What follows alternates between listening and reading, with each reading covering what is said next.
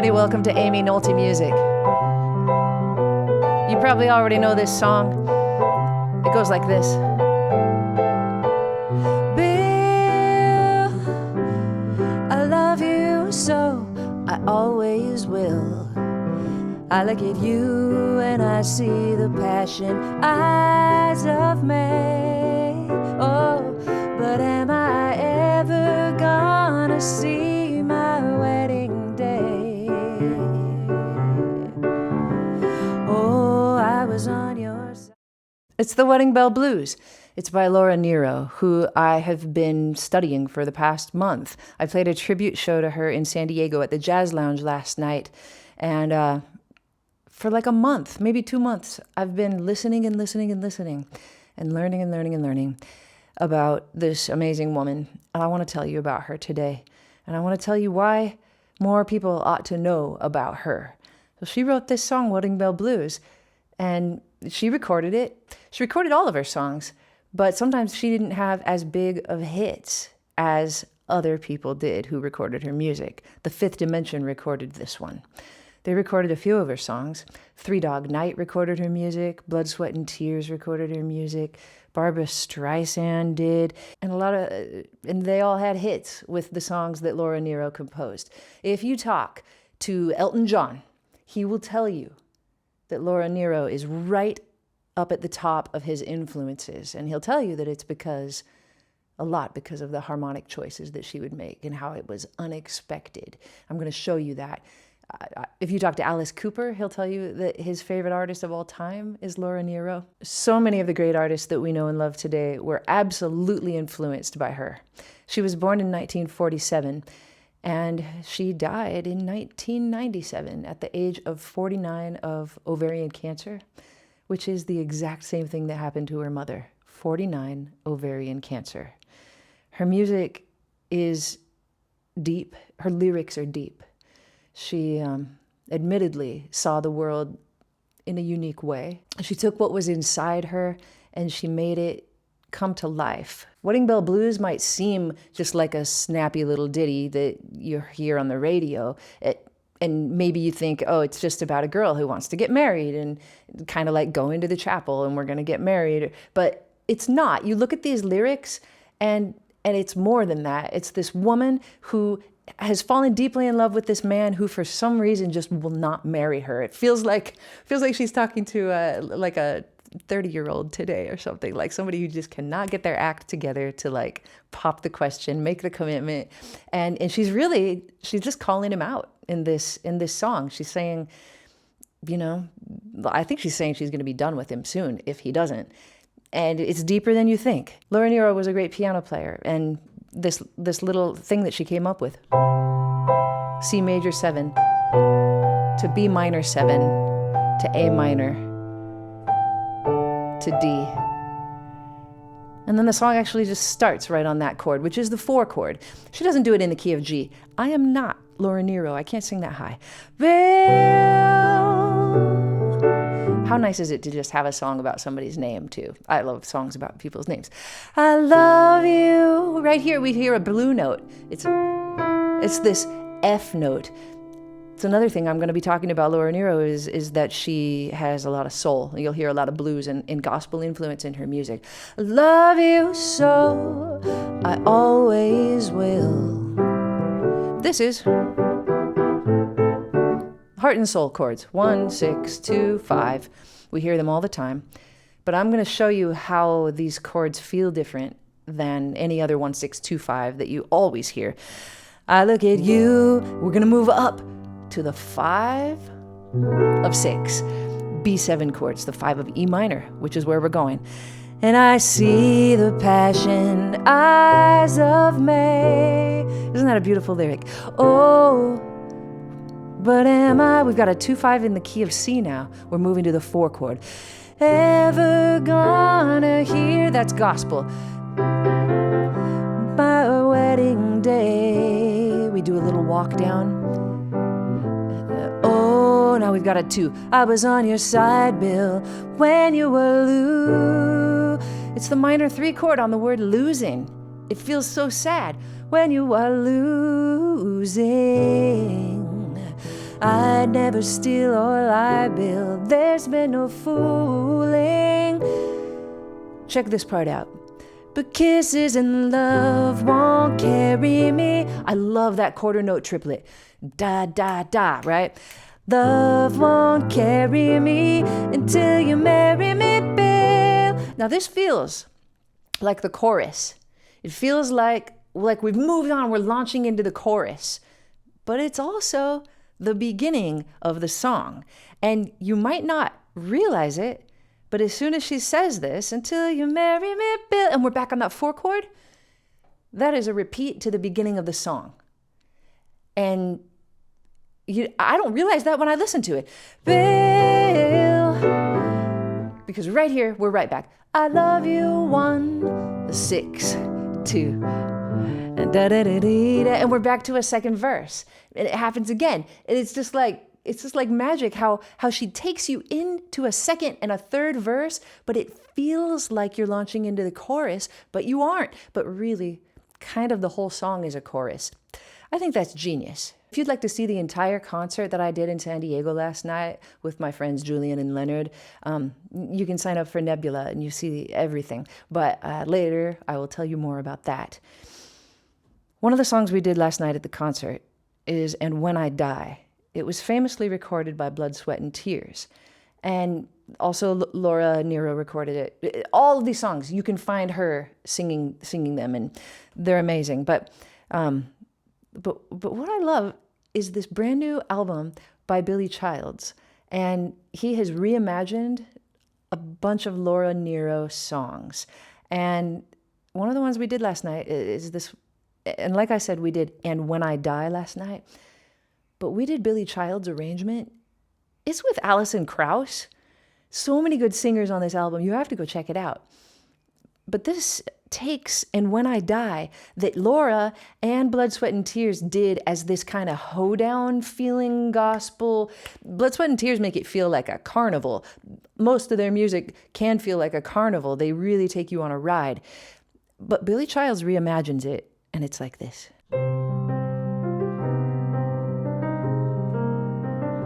Billy Childs did it minor. Laura Nyro's is major.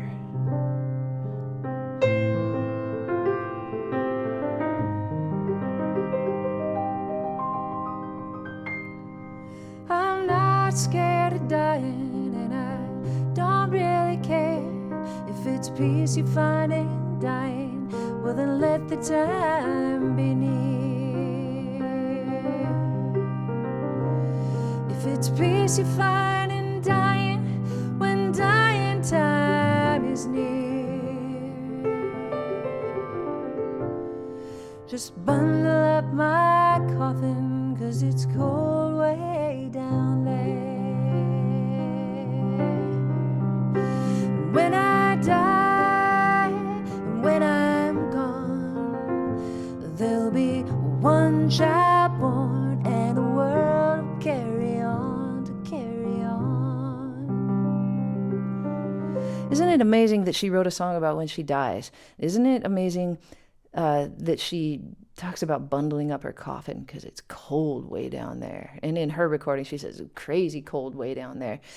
The next verse says, my troubles are many and they're as deep as a well. I can't swear there ain't no heaven, but I pray there ain't no hell. And then she repeats it. The song ends with kind of a coda that Laura Nyro doesn't dive deep into. I think Blood, Sweat, and Tears dive a little deeper into it, but Billy Childs really dove into it to do this coda that goes, don't wanna go by the devil, don't wanna go by the demon, don't wanna die by Satan, don't wanna die uneasy, don't wanna go by the devil, don't wanna go by the demon, don't wanna go by Satan, don't wanna die uneasy, just let me go naturally. The song is amazing in major and it's amazing in minor, and I hope you listen to all of it. Stone Soul Picnic is on Laura Nyro's album called Eli and the 13th Confession. And I think that it's so cool. The Fifth Dimension recorded it, and it's grooving.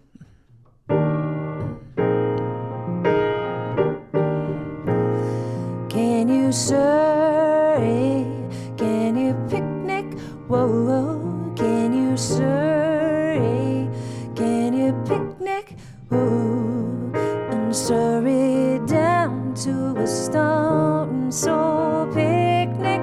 Survey down to a stone soul picnic. Rain and sun come shine again, and from the sky come the Lord and the lightning, and from the sky come the Lord and the lightning. A storm soul, Serbian soul.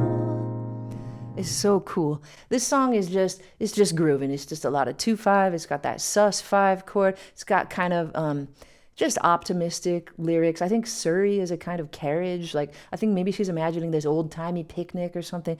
How cool is this lyric that goes, there'll be lots of time and wine, red, yellow, honey, sassafras and moonshine, red, yellow, honey. And I love how she swings here. Sassafras and moonshine. It feels so good that it's right back. But then she's got this funky thing that goes on, and she's all, Surrey, Surrey, Surrey, Surrey. It's just the word Surrey. And I think she liked it. I think she liked the word Surrey, and I think she liked the way that it sounded, and I think she wanted to get funky on the word Surrey. Now, the coolest thing in this song, in my opinion, happens when we get toward what maybe is the bridge. There'll be trains of blossoms. Background singer. There'll be trains of blossoms. There'll be trains of music. And it sounds just like it has been sounding. These are the same chords, just 1 to minor 2, 1 to minor 2. But check out what happens here. It's gonna blow your freaking mind. There'll be trains. We go to 1 minor. It's called Modal Interchange. There'll be trains of trust, trains of golden dust. Come along and Surrey on a sweet train. We're in F major. We've been in E flat. We went to E flat minor, and then somehow we go to B flat minor, which is the 5 minor of E flat or of 1. But she uses these notes, she uses this common tone, and she slides down on these to take you to a new tonic for a second. And it's F major, and it's bright, and it's the sunshine and the freaking sassafras and moonshine and whatever. Come along and Surrey on a sweet train. Now we go to the 4 of F, and it's major. Of thought, but she changes it to the minor 4. Surrey on down, and she uses it to take us to A flat, which feels like we could stay here for a million years. But then she uses the A flat to walk us back down to E flat, and she says, "Can you Surrey? Can you Surrey?" Like that, and we're right back to E flat. It's genius. I believe that I read that Rickie Lee Jones, might not have been her, somebody said about her that she loved her, but she had a very curious way of talking about musical terminology. I wish that I knew what it was. If anybody knows about that, or you can find an interview where Laura Nyro says, interesting musical terms, I would love to hear that, because I wonder what she thought about these chords and why they worked. But they work. And it takes me to the 5th dimension, all of this. It just reminds me of like Aquarius, like those kind of chords that are minor and then they're major and they're moving to a different key center and what's coming next. Like I think Laura Nyro and the 5th dimension was a perfect marriage. Somehow this song reminds me of all of that. It's called Stoned Soul Picnic, and it is good. Eli's Coming. It was a hit by 3 Dog Night. Eli's coming. Eli's coming.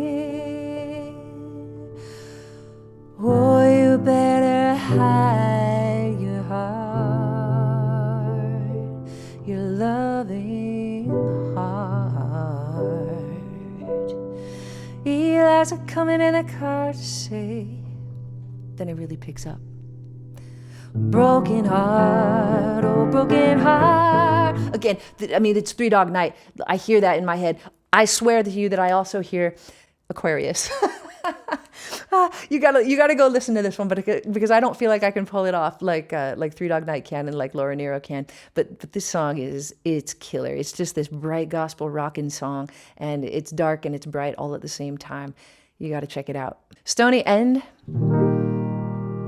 is maybe one of her more well-known songs, and Barbra Streisand had a hit with it.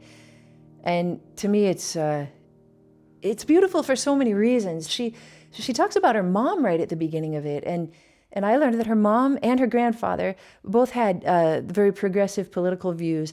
Her dad was a musician, so between all of that and her upbringing, I think it made her who she was, and her brilliant mind, of course. But she, usually if you talk about a place that is familiar to you, I think of Coal Miner's Daughter. Loretta Lynn sings about her dad working in the coal mines, and Laura sings about that her mom worked in the coal mines, which I think is a cool picture to paint. I think she thought about things differently. She was an activist. She fit right in with the feminist movement, the civil rights movement, and so much was going on. It was such a turbulent time in her life that all of this music just fits right in that period of time, and this is no different. I was born from love. How about that? How about that? We do not expect that. This is, I don't want to get too crazy technical on you, but this is the one chord, and she does the same exact thing that I just said she did in the other song. She keeps a note between both chords, a common tone, but she slides these two. She takes E flat. I'm sorry, my piano's a tiny bit out of tune.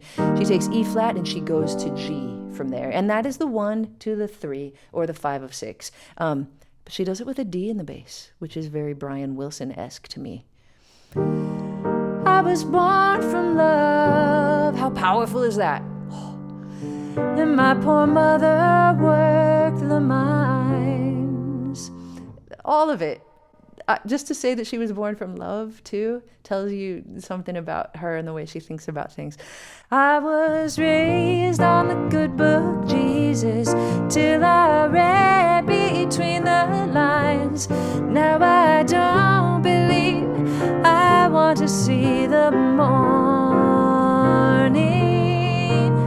Going down to Stony End, I never wanted to go down to Stony End. Mama, let me start all over. Cradle me, Mama, cradle me again. I should have looked up this song. I should have read all about it. But to me, this song is a battle about religion. I might be wrong, but sometimes you know how you just want to keep a song for yourself and you don't really want to know about it? Like, that's this song to me. For some reason, I think of Stony End as maybe a place in her childhood where there was some religion being taught. And she maybe holds that dear in a way, but she also is a deeper thinker. She says she read between the lines. And she refers to a man in the second verse. I can still remember him with love light in his eyes. But the light flickered out and parted as the sun begins to rise. And I don't know, maybe there was a guy there that she ties to that place and she ties to religion. It's all a lot to think about. And you can make it mean whatever you want. The man could be Jesus if you wanted it to be. I have no idea. Third verse, never mind the forecast because the sky has lost control. Because the fury of the broken thunders come to match my raging soul. Whew. I'm just going to leave it there.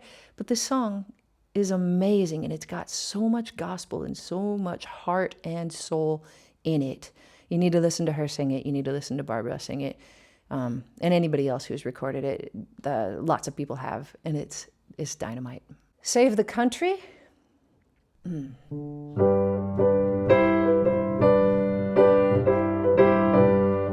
Feels like a revival. It's swinging, it's gospel, it's going 1 to 4, 1 to 4. And like I said, she lived in turbulent times times of turmoil. And so do we. So I feel like this song is like, it just, it sums up everything for, I don't know, maybe for the last like 60 years or something, right? Like maybe since the birth of our nation, like who doesn't want to save the country? And I like the way she thought about it. Come on, people, come on, children, come on down to the glory river. Gonna wash you up, gonna wash you down. I really like that move because I'm playing this song in G, and this is a move to the flat 7. Some people call that the backdoor kind of harmony. And then she goes right back to C. Gonna lay the devil down. The devil appears in this song again. She says it again. Gonna lay that devil down. And she's back to G. Come on, people, come on, children. There's a king at the glory river, and the precious king, he loved the people to sing. Babies in the blinking sun sang, we shall overcome. I like that blinking sun. That's exactly what babies do when they're in the sun. I got fury in my soul. How about that? She goes back to that flat 7 harmony to talk about the fury she has in her soul. Fury's gonna take me to the glory goal. In my mind, I can't study war no more. That's from something else, right? I can't study war no more. That I think that comes from a civil rights movement song, something. It's familiar to me, and I like that she brought it here. Again, I apologize for not doing the research, but I'm so excited about Laura Nyro. I want to share my stoke, as Californians say, about her and this music, and I'm in a hurry to do it. I just feel like I don't want it to leave my body because it's in there, and then she goes back to this F over G. Save the people. The groove changes a little bit. Save the children. Save the country. Save the country now. Her songs are tough for me to sing. I've put them in lower keys so that I can do it. I feel like I really like to sing her music. I also feel like I never tell you all that I have 4 albums out. If you want to hear me sing and play more, hear my original music, you check them out. Spotify, Apple Music, everywhere. And I really like the 3rd verse. It might be my favorite. No, it's the 4th verse. Come on, people, sons and mothers. I like that. She brings up mothers again. Keep the dream of the 2 young brothers. How sad is that? Gonna take that dream, gonna ride that dove. We can build the dream with love, I know. We can build the dream with love, I know. That we can build the dream with love. Children. A lot of times when she really wants to say something, she says it over and over and over and over again, and I don't get tired of it one freaking bit. Laura Nyro was shy. You'd be hard-pressed to find a real interview of her on camera. She was supposed to come on The Tonight Show, David Letterman. She was supposed to host SNL. All these people reached out to her, and she turned them down. I've listened to interviews of her, audio interviews of her. I just think she was a tortured soul in a way. I think she had a lot going on in her mind. I think she felt more than most people feel, and I think she wrestled with things in music and in life. And when it came time to make partnerships, to record music, to perform music, to maybe go on TV, to think about rights like copyrights and royalties, I think that was the part that she hated. She took a big break, and we didn't see her for several years, and I think that's why. I heard her say certain aspects of music she needed to take a break from. She raised a child. She was married for a bit. She had a comeback. She has so many albums. You can listen to her for months, like I've been doing, and learn something lyrically, musically, and emotionally from each of her songs, and I hope that you check her out. Like I said, if you wanted to hear the whole concert that I played last night, you could do it by signing up for Nebula. Nebula is a streaming platform that I have helped build and I believe deeply in. It's all thoughtful content, and it's a platform with no likes, no view counts, and no comments, which is a load off of my mind every time I put a video there. I put extra things on Nebula that will never be on YouTube, and I produce very deep stuff over there, things that I think are too long for YouTube, special things, like my 2-part class, Everything I Know About Chords, like my Nebula class called Creating Meaningful Motifs Without Relying on Scales. You could put the B in. It can help you if you want to compose. It can help you if you want to improvise in jazz. I've also got great interviews on my new series, Quarter Notes with Amy Nolte. I've interviewed Larry Goldings, Dennis Ham from Thundercat, Jackie Terrison. There's a 4th one coming out before the year is over, but I can't tell you who it is yet. But it was fun, and we did it. You can see so much from me on Nebula and so much from other great creators, music creators that you already know and love, like Adam Neely, like Polyphonic, Charles Cornell, 12-tone music. Plus, you can see great Nebula originals that are always coming out. You can watch Jet Lag, the series, which always keeps me gripped, as Sam from the Wendover channel and his buddies race across different parts of the country and do silly challenges. Nebula is a terrifically low price. With my code that you see right here, you can get it for $36 for the entire year.